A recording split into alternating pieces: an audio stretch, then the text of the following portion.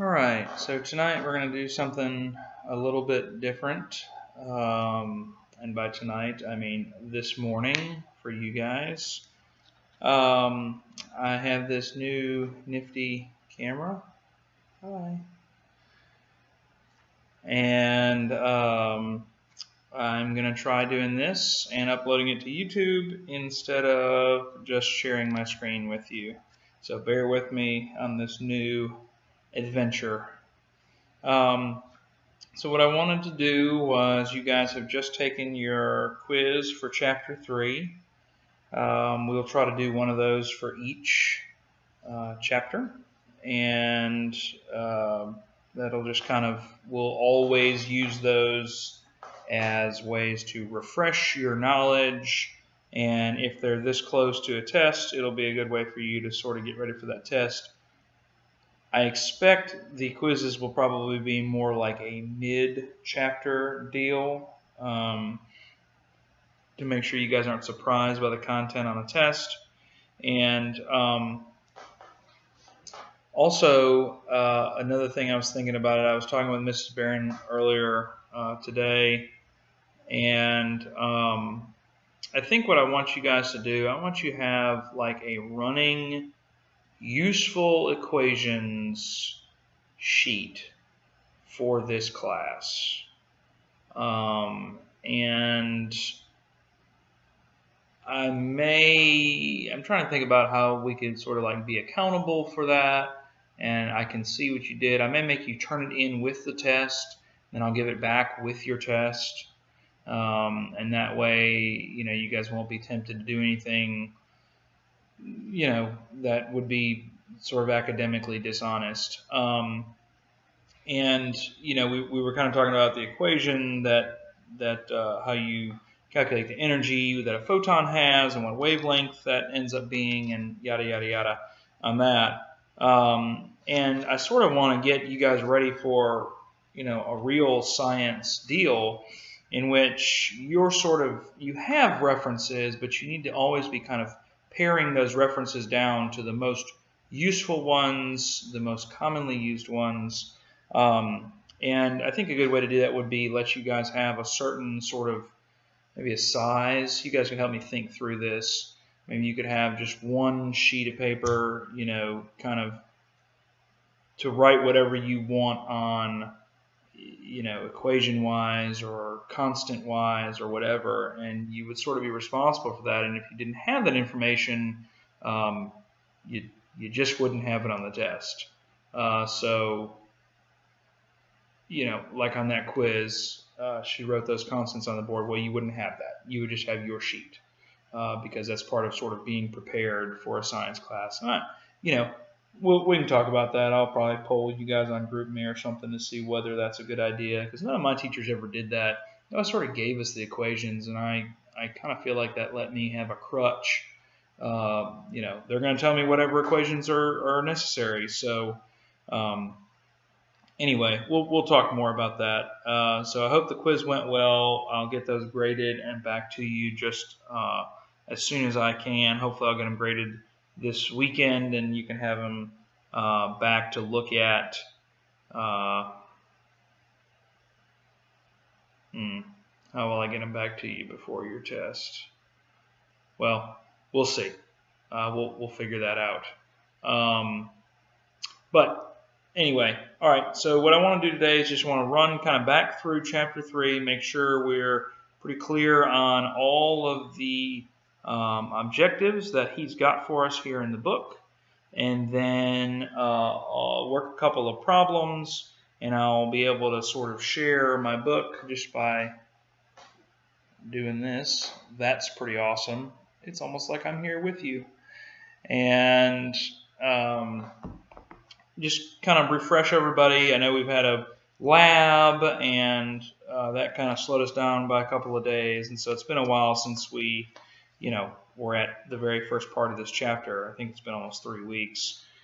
So let's get into it. This chapter, of course, is atomic structure. We're on 74 here, and I just kind of want to take us sequentially through that chapter, kind of talk back through what we have learned to make sure you guys are back refreshed in it, and then you will have, I'll make sure I cover everything that we're going to do on the test. So we'll do chapter 3, and then there will be some basic things that, you know, we sort of repeat over and over because they're, you know, this book is designed for mastery. Okay, so we want you to have mastered some of these basic concepts and be fluent in a lot of the other concepts, but they're, you know, there's something maybe, you know, you take chemistry in college, you get it re-upped, and you sort of couldn't remember it, but now you do remember it, and then it wasn't that big of a deal. But some of the basic stuff like unit conversion, we're just going to keep on coming back to that because that's so important that you guys learn that. What is a mole and how do we use it? So if you're struggling with those concepts, you know, let's figure out a way to work through that and get some of those things settled in your mind so that you can actually sort of absorb that concept in a real way and master it, because that's what we want to do. We want to master it. And so you can see, like at the end of the chapter, when he gives you questions, there's always like a general, what's he call it? Yeah, so like general review exercises, and you know, those are good to do because we want to be good at those. All right, so let's get into it. Okay, electromagnetic spectrum. Okay. Hopefully we've got this drawn right here, of course, and we're on page 76 if it's easier to look down at your book. We notice that we've got the longer wavelengths are the red ones, and the shorter ones are the blue and purple ones. And in physics, you'll cover that again, and we'll talk about red shift and blue shift and what all that means, and it's super cool. But you know, I would definitely say that it's a possible question where if I had you, you know, to tell me longer wavelengths are towards the blank end of the visible spectrum and shorter wavelengths are towards the blank side of it, we would say we would want either red or infrared, or we would say the violet, purple, blue end of the spectrum are the shorter wavelengths. Okay, so just kind of, you know, make sure you're getting that in your mind there. Also, you know, another sort of concept that's still sometimes hard for me to get my mind around is that, you know, we've got the visible light that we can see, and then we got all these other things that we sort of, you know, we think of as like very different things, but they're really not. They act differently, we sense them differently, but that's because of the way our bodies are constructed and designed, and not anything that's different for them. So the you know, the other thing we want to have is velocity is equal to wavelength, and of course, you guys are now super familiar with all your Greek letters, right? Yeah, right. So that's a lambda or a lambda if we're going to be foreign nerds, and that's our frequency. And so that velocity, you know, this is an equation that's true for. Let me tell the little thing to focus here. Sorry, I don't know why it's not. Here we go. Get it. There we go. All right. This is an equation that is true for all waves, whether sound waves or man, I don't know why it keeps going out of focus. So sorry, bear with me on the focus thing, guys. There's whatever. All right, so the velocity of a wave is its wavelength times its frequency, how often it happens, and how long each of the waves is. And so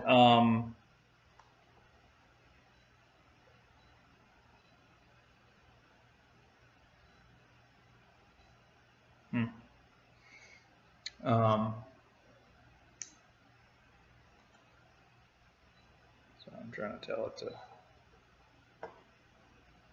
focus right there, and it's not wanting to do it. So maybe it's because I'm in the wrong spot. Like I said, just kind of bear with me here, guys. I don't know why this camera does necessarily what it is doing. So, all right. So in our case, though, since we're talking about electromagnetic stuff, this is always 300 million meters per second. Okay.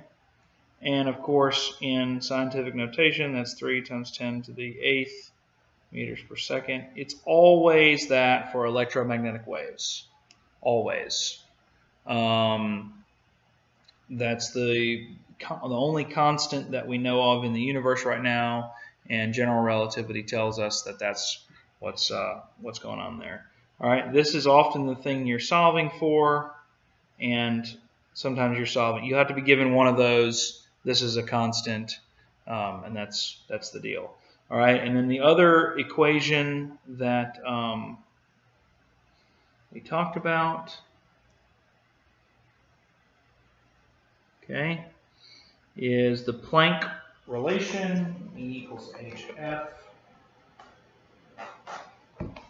And then if that gets subbed in with this and that, you end up with, put both of those together, we get E equals hv over lambda.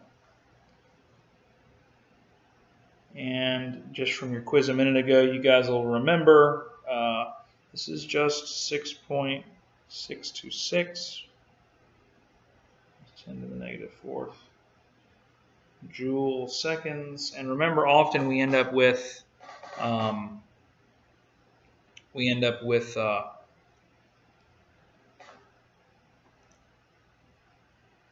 units that just are on these constants to cancel everything out. This is that 3 times 10 to the 8th meters per second. Often you'll be solving for the wavelength, and this is some number of joules in energy. Okay? All right, so always 3 times 10 to the 8th. Always that constant. So you really only have two variables, so don't get overwhelmed by a bunch of weird looking stuff there. Okay? He's really on this thing about two ways atoms can have energy, and basically it's the mechanical energy of kinetic, whether that's exhibited by it zipping through the air or actually vibrating and being thermal. Those are the kinetic energy there, and that's on page 78. Or it's the energy that's contained within the energy levels of the electrons. So kinetic energy and the energy in the electrons. You may be asked that question on the test. All right. So we're going to get a little bit more into this next week, and so I want to go ahead and just make sure you guys are cool with this idea. Well, you don't have to be cool with it. You just need to understand it. You know, what happens is that you've got a certain energy level right here, okay? And just like it takes energy to get somebody out of a well, like we talked about, I think it was Andrew in the well the other night, you're boosting them up, and sometimes if they're down in a well, you got to boost them up, and they're just then getting to the zero level. All right, and then when those things get dropped back down, that is then going to shoot out a little photon of a certain amount of energy and a certain frequency. Okay, so we don't have to get any more detailed than that, other than we know that these larger energies here have a higher frequency. Okay, and we see that in the fact that they're divided by their wavelength. So if they have a shorter wavelength, that means they have a higher frequency, and we know the shorter wavelength ends up resulting in greater energy there. Okay, so just keep that in your back pocket. Work a couple of those probably would be a great way to review, and just one thing we always want to do, we want to be noticing patterns. Okay, when I change this, well, that's a constant. When I change this, what happens to this? If I change this, what happens to that? If I change this, what happens to that? Higher frequency means higher velocity if wavelength stays the same. Higher wavelength has to mean a lower frequency if velocity stays the same. Okay? So you just need to be thinking about those patterns, and if you can get really familiar with the way the equations look, you'll note that this times this, if this stays the same, if this goes up, that has to go down. If this goes up, that has to go down. Okay? They've got to have an inverse relationship if this is a constant. Okay? That's true for any equation written this way. Okay? And the faster you sort of pick up on that pattern, the easier it'll be. I will just go ahead and tell you we are not going to talk about why the energy levels of hydrogen are all the same, because I still don't really understand that at all. You need to kind of read back through. There might be a question or two that have to do with the Bohr model and what strengths and weaknesses it had. Maybe not a whole lot of detail because it's the wrong model. Okay, so we're not going to really focus a whole lot on it. We're much more interested in, as we understand it today, much more proper quantum model of the atom. So on the next page there, you're gonna need to know Schrödinger and Pauli. Kind of read back through that. Just a couple of little general things about them. You need to know about the Pauli exclusion principle and what it means, and not just be able to say that sentence that's in italics there in the middle of 83, but actually tell us what that means and know what that means for the electrons. And what it means for the electrons is that two electrons cannot have the same spin and be in the same orbit. Okay? Okay, you will need to just know that the S on page 84, SPD and F, you kind of need, obviously you need to know their order and all that stuff. We're not going to be super focused on the quantum numbers. Okay, as I texted in the group meeting, it's not my favorite section, and I don't think it's very conducive to you guys' learning. Okay, we do need to know though that what's going on with these guys here. We've got your s orbital. That it can only hold 2 electrons because it's one orbital there. This has one. The s energy level has one orbital for the 2s and one orbital here. That means 2 electrons, 2 electrons, 2 electrons. Okay. There are 3 p orbitals though. Okay. That means they can hold 1, 2, 3, 4, 5, 6 electrons. The 3p also holds 6 electrons. Okay. And then of course the d hold 10. But again, the awesome thing is, and I was talking to Ada a little bit about this tonight, is that you don't really have to memorize a whole lot because we got this awesome thing, the periodic table, and we will not take a test without the periodic table. Okay, so if you get super familiar with this, you are always going to have a great asset on your tests because, again, you're never going to be without that. No chemistry teacher is ever going to make you take a test unless it's about memorizing your elements, which, again, if I'm doing my job, you're going to be so familiar with this, by the end of the year, you're going to be able to go straight to chlorine because you're going to know it's over here in the halogens. You're going to go straight to potassium and know that it's K because it's a common element, and it's over here in the alkali metals. Okay, we're going to talk about that next week, so I haven't learned all that yet.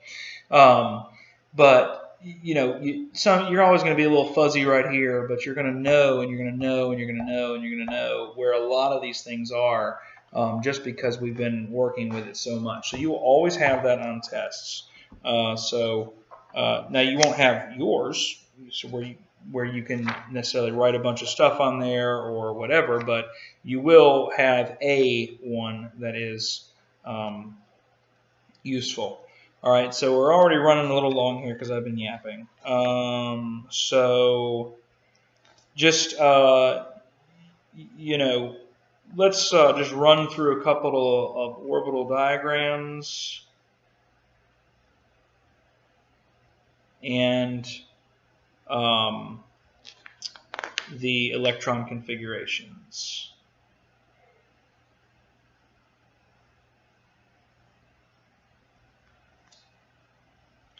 All right, so just pretty straightforward. We can just pick one, and I will pick one that you guys can see, and I can still write on here. So let's do. I won't do a super long one. All right, so we'll do. Maybe I can do this. Here we go.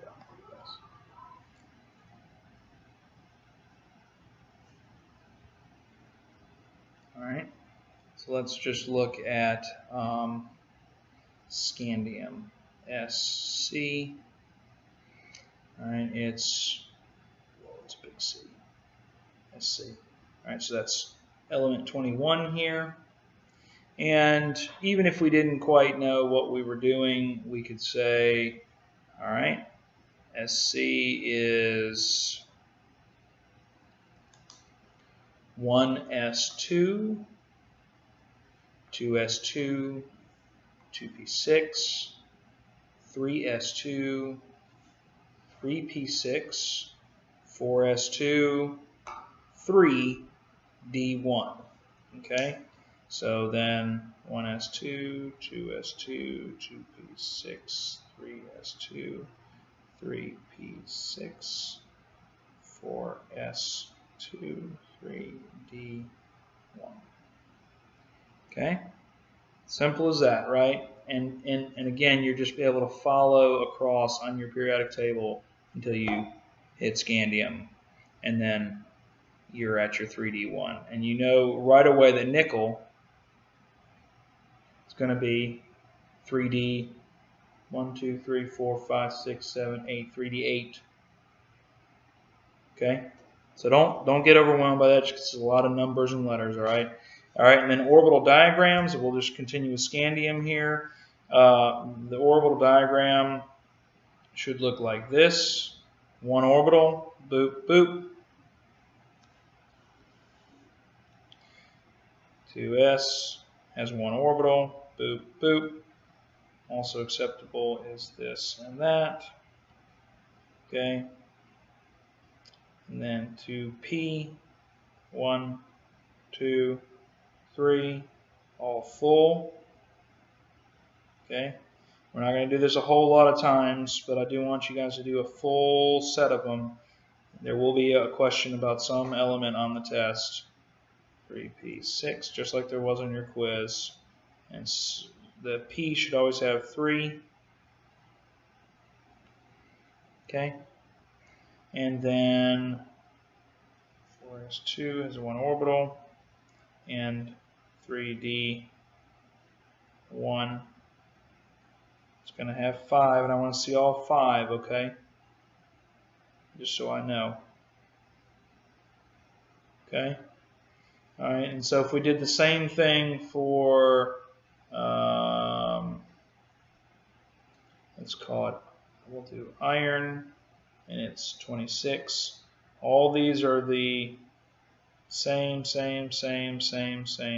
We get down to here, and we're in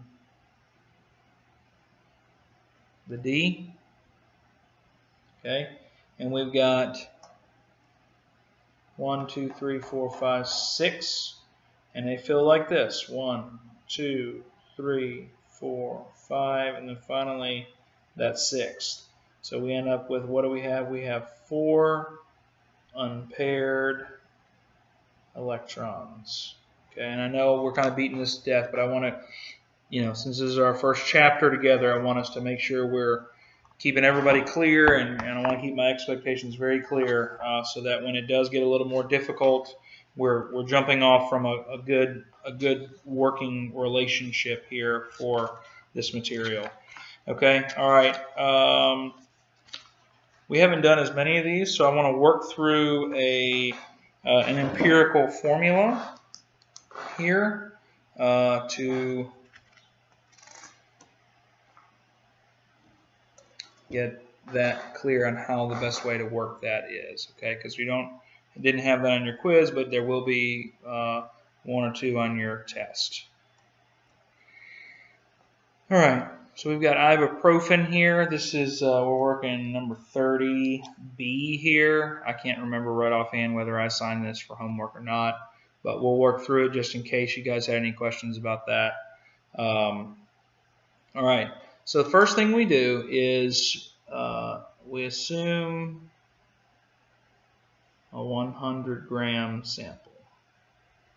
Okay, this isn't anything cheating or anything like that. Because these are percentages, it would work for any grams that we have, and this just makes the math a little bit easier. All right, so if we have a 100 gram sample, that means we have 75.69 grams of carbon. We have 8.8 grams of hydrogen.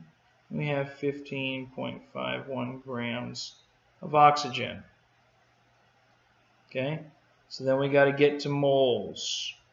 Anything we're going to do with their formulas, we're going to be talking about moles. That's why it's such an important concept. All right, so how do we get to moles? Remember, if we have grams, we need to do a conversion, and it's 1 mole of, say, carbon is equal to 12 grams of carbon, and then grams cancel out, leaving us with moles. Okay, so we know that we have 75.69 grams of carbon, and we know that 1 mole of carbon is equal to 12 grams of carbon. And so then we do that calculation. All right, and we divide that, and we get 6.3 moles of carbon. All right, just so you know, this is the ideal amount of work. I'm not going to count off if you don't show every kind of, every step of this like I am, but again, this is ideal, and I think you would be doing yourself a favor if you would get in the habit of showing this kind of work. All right, 75 grams, 8.8 grams of hydrogen, and we know that 1 mole of hydrogen is 1 gram of hydrogen, rounding, and for this purposes it's going to be close enough. So we've got 8.8 moles hydrogen, and then we do the same thing, 15.51 grams of oxygen. 1 mole of oxygen is 16 grams of oxygen. Again, for this type of calculation, we can really just kind of round to the nearest number. When it's 16 or 15.9994, just round that baby up to 16. Okay, we don't always want to do that, but here that's acceptable. All right, so that one is 0.97 moles of oxygen. Okay, so if we were to write this, and we were allowed to write this, we would end up with a formula like this for the compound of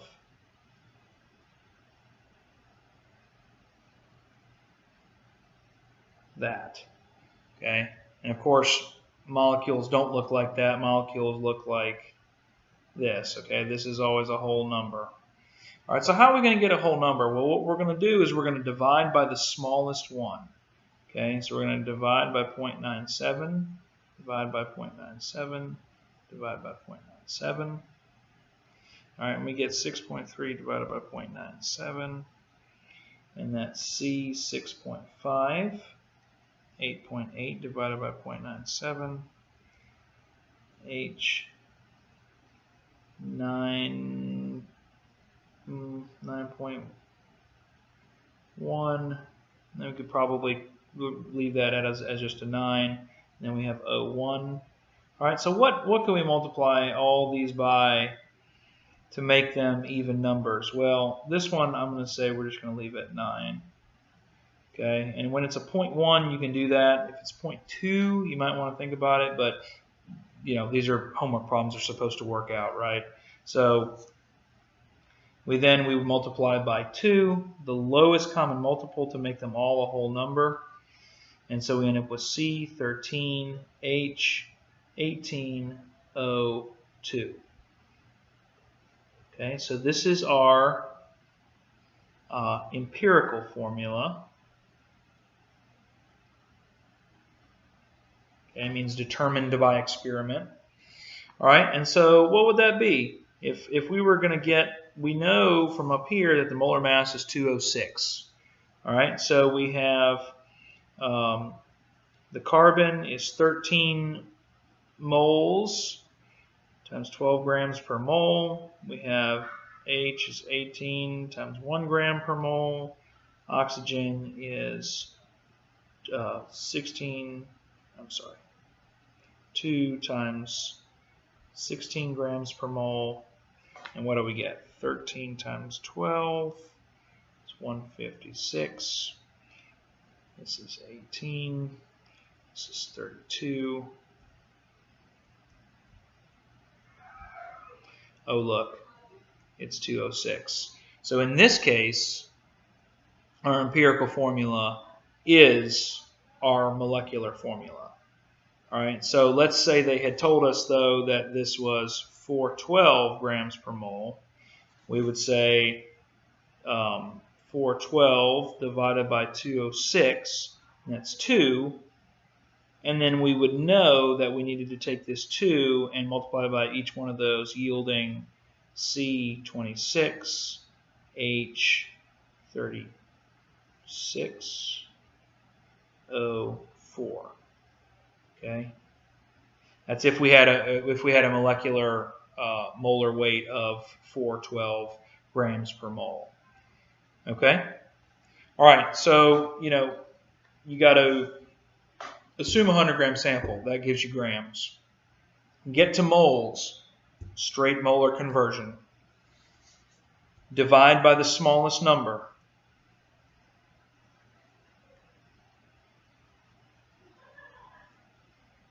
Okay, and that will yield you something, you know, pretty close to an even ratio here. And if it doesn't, you know, it should be either a multiple where it's a 0.5 or a 0.33 or a 0.25 or something that's multipliable by 2, 3, 4, maybe even 5 sometimes to get you a whole ratio. You multiply by that number to where they're all whole ratios, and then you write it like that. Compare that once you do what the molar weight would be if you did it. In this case, it happened to be the same as what was assigned, so we didn't have to multiply anything. But if our molar mass had been double that, with a 412, we would have divided the molar mass we were given, divided by the one we just calculated right here, and figured out the multiplier, and taken that multiplier and applied it to each one of these base numbers there. And we would have gotten our molecular formula as opposed to our empirical formula. Okay, and you know, let's just be in touch if anything looks like it's going to be a problem over this weekend, and you guys will be, I think, pretty well ready for the test on Tuesday. Yes, I think that's right. Okay, well, and we will have some